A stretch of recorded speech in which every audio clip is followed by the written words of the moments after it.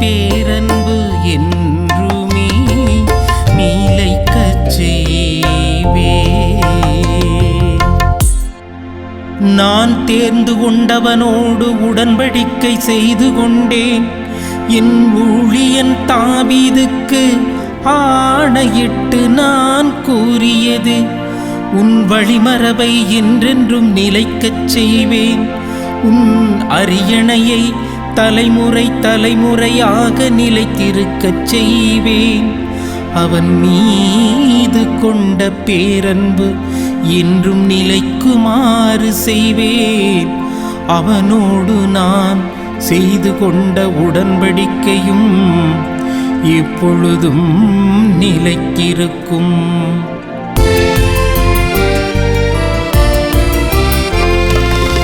எனது பேரன்பு என்றுமே நிலைக்கச் செய்வேன். எனது பேரன்பு என்றுமே நிலைக்கச் செய்வேன். அன்பார்ந்த சகோதர சகோதரிகளே, இன்று நாம் தியானிக்க இருக்கிற திருப்பாடல் எண் 89 இடரற்ற இன்னலுற்ற சூழ்நிலையில இருந்த நாட்டினுடைய நிலைமை எப்படி என்பதை பற்றி தியானிக்க இருக்கின்றோம். திருப்பாடல் 89 மொத்தம் 52 வசனங்கள் உள்ளடக்கிய ஒரு பகுதியாக இருக்கின்றன. இந்த திருப்பாடல் முழுவதும் வாசிக்கிற போது கடவுள் எப்படிப்பட்டவர், கடவுள் இந்த உலகிற்காக என்னென்ன செய்தார் என்பதை பற்றி தியானிக்கிறது முதல் பகுதி. இரண்டாவதாக கடவுள் தனது இஸ்ராயல் மக்களை வழிநடத்த யாரை தேர்ந்தெடுத்தார், அந்த தேர்ந்தெடுத்த அரசருடைய செயல்பாடு என்ன, அவர் எப்படியெல்லாம் வாழ வேண்டும், அவர் எப்படியெல்லாம் ஆண்டவர் பாதுகாக்கிறார் காப்பாற்றுகிறார் என்பதை பற்றி எடுத்துக் கூறுகிறது இரண்டாம் பகுதி. மூன்றாம் பகுதியிலே பார்க்கிறோம், ஆண்டவரால் தேர்ந்தெடுக்கப்பட்ட அந்த அரசரோ அந்த பணியாளரோ ஆண்டவரை விட்டு விலகி செல்கிற நேரத்திலே ஆண்டவருடைய செயல்கள் எப்படி இருக்கும், அவர்கள் வெற்றி பெறுவாரா அல்ல தோற்று போவாரா என்பதை பற்றி தியானிப்பது மூன்றாம் பகுதியாகவும், நான்காம் பகுதி என்ன தெரியுமா, இதோ ஆண்டவரால் தேர்ந்தெடுக்கப்பட்ட அந்த ஊழியனை பார்க்கிற ஒவ்வொரு மக்களும் வேதனைப்படுகிறார்கள், வருத்தப்படுகிறார்கள். ஏனென்றால் எல்லா மக்களும் அவரை உதாசீனப்படுத்துகிறார்கள், துன்புறுத்துகிறார்கள் சொல்லி அவர் கீழாக இருக்கிற எல்லா மக்களும் அவரை ஆதரித்து ஆண்டவரே அவர் விடுதலை தாரும் என்று சொல்லி ஜெபம் செய்கிறார்கள். எனவே இந்த பகுதியிலே 4 பிரிவுகளாக நாம் பிரிக்கிறோம். முதலாவதாக பார்க்கிறோம், ஆண்டவர் தான் இந்த உலகத்தில் இருக்கின்ற ஒவ்வொன்றையும் படைத்தார். ஆண்டவரது பேரன்பு என்றென்றும் உள்ளதாக இருக்கிறது.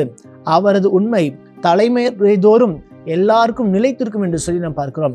எனவே ஆண்டவர் நம்மை முழுமையாக அன்பு செய்தார் என்பதனுடைய அடையாளமாகத்தான் வான்வெளியை பாருங்கள், எல்லா படைப்புகளையும் பார்க்கிற போது ஆண்டவர் மிகவும் மகத்துவமானவராக இருக்கிறார், எல்லா செயல்களையும் மிகவும் விசித்திரமாக செய்த ஒரு தெய்வமாக இருக்கிறார் என்று சொல்லி நாம் பார்க்கிறோம். எனவே தான் ஆண்டவரே உமக்கு இணையானவர் யார், உனக்கு நிகரானவர் யார், நீரே ஆற்றல் மிகுந்த தெய்வம் என்று சொல்லி இதோ முதல் பகுதியிலே கடவுள் எத்தகைய தன்மையுடையவராக இருக்கிறார் என்பதை நாம் தெளிவுபடுத்துகிறோம். இரண்டாவதாக பார்க்கிறோம், இறைவசனங்கள் 19 முதல் வாசிக்கிற போது கடவுளால் தேர்ந்தெடுக்கப்பட்ட ஊழியர் யார் தெரியுமா, தாவீது. தாவீதை தான் ஆண்டவர் தேர்ந்தெடுக்கிறார். தேர்ந்தெடுத்துடனே அவருக்கு திருப்பொழிவு, திரு தைலத்தால் திரு எண்ணெய் பூசப்பட்டு அவர் அபிஷேகம் செய்யப்படுகிறார். அபிஷேகம் செய்யப்படுவது மட்டுமல்ல, மாறாக கடவுள் அவருக்கு வாக்குறுதியாக பல காரியங்களை செய்கிறார். இதோ நான் உன்னை கரம் பிடித்து வழிநடத்துவேன், என்னுடைய புயம் அனைத்தும் உம்மை சூழ்ந்திருக்கும், நான் பேசுவது அனைத்தும் உமக்காகத்தான், எந்த ஒரு எதிரிகளும் உம்மை தொடமாட்டார்கள் என்று சொல்லி ஆண்டவருடைய பாதுகாப்பு, ஆண்டவருடைய அரவணைப்பு, ஆண்டவருடைய செயல்பாடு அனைத்தும் தாவீதுக்கு எப்படியெல்லாம் இருக்கும் என்பதை மிகவும் தெளிவாக எடுத்து கூறப்பட்டிருக்கிறது. கடவுள் கொடுத்த வாக்குறுதியை ஆண்டவர் நிறைவேற்றுவார் என்று நாம் பார்க்கிறோம். அதிலும் குறிப்பாக ஆண்டவர் சொன்ன ஒரே ஒரு வாக்குறுதி என்ன தெரியுமா, உன்னுடைய தலைமுறையிலிருந்து தான், உன்னுடைய வழிமுறையிலிருந்து தான் நான் எல்லா இனத்தையும் பெருக்குவன் என்று கூறுகிறார். ஆக யாரெல்லாம் தாவீதின் வழிமரபில் வருகிறார்களோ அவர்கள் செய்ய வேண்டிய காரியம் மிகவும் அதிகமாக இருக்கிறது. அவர்கள் கட்டளை கடைபிடிக்க வேண்டும், நியமங்களை கடைபிடிக்க வேண்டும், ஆண்டவர் உகந்த விதத்திலே வாழ வேண்டும், ஆண்டவருடைய செயல்களை சிறந்த விதத்தில் செய்ய வேண்டும்.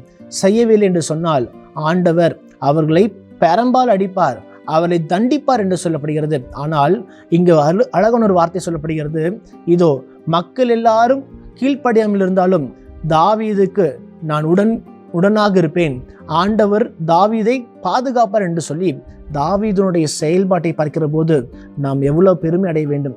தாவீதை ஆண்டவர் மிகவும் நேசித்தார். இதுதான் 2ஆம் பகுதி. 3ஆம் பகுதியிலே பார்க்கிறோம், தாவீது என்ன செய்தார் தெரியுமா? ஆண்டவர் விட்டு விலகி சென்றுடனே எல்லா ஆசீர்வாதமும் எல்லா அபிஷேகமும் அவர் இழந்து விடுகிறார். ஆண்டவர் அவரை காப்பாற்றவில்லை, ஆண்டவர் அவர் பக்கமாக இல்லை, அவரை தோற்கடித்த அரசராக தாவீது இருந்தார் என்று சொல்லி பார்க்கிறோம். 3ஆம் பகுதி. 4ஆம் பகுதியிலே தாவீது அரசராக இருந்தபோது எல்லா மக்களும் நன்மை செய்தார். இந்த நன்மை செய்த போது எல்லாரும் கரங்களை தட்டி பாராட்டினார்கள்.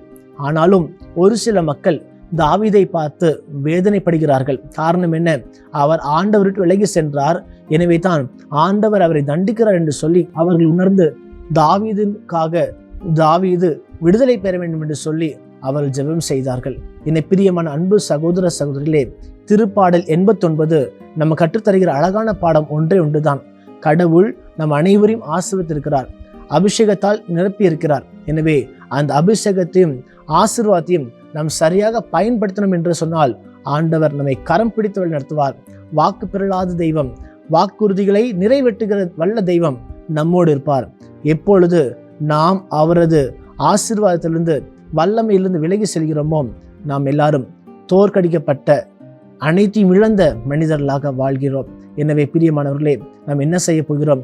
ஆண்டோடைய ஆசீர்வாதத்தை இழக்காமல் ஆண்டவர் நம்ம கொடுத்திருக்க பரிசைகளை சரியான பாதையிலே நாம் நடத்தி செல்ல அருள் கேட்போம். எங்களோடு தங்குகிற நல்ல தகப்பனே இறைவா, இந்த அருமையான நேரத்திற்காக நன்றி ஆண்டவரே. ஒவ்வொரு நாளும் நீர் எங்கள் அனைவரோடு இருந்து நாங்கள் எப்படி வாழ வேண்டும், என்ன செய்ய வேண்டும் கற்றுத்தருகிறீர் ஆண்டவரே. நீர் இந்த திருப்பாடலின் வழியாக எவ்வளவு ஆசீர்வாதங்களை பொழிகிறீர் என்பதை அறிந்திருக்கிறோம். தாவீது உம்மால் தேர்ந்தெடுக்கப்பட்டவராக இருந்தாலும் நீர் அவரை கரம் பிடித்து வழிநடத்திருக்கிறீர், பாதுகாத்திருக்கிறீர். நாங்களும் உம்மால் தேர்ந்தெடுக்கப்பட்ட மனிதர்களாக இருக்கிறோம். நீரே எங்களோடு இருந்து என்ன செய்ய வேண்டும், எதை செய்ய வேண்டும் என்பதை கற்றுத்தருவீராக. நீர் கொடுத்திருக்க கட்டளைகளை நாங்கள் சரியான விதத்தில் கடைபிடிக்க எங்களுக்கு அருளையும் ஆசிரியையும் வல்லமையும் கொடுப்பீராக. இந்த மன்றாட்டை எல்லாம் எங்கள் ஆண்டவராகிய இயேசு கிறிஸ்து வழியாக உம்மை பார்த்து மன்றாடுகின்றோம். ஆமேன்.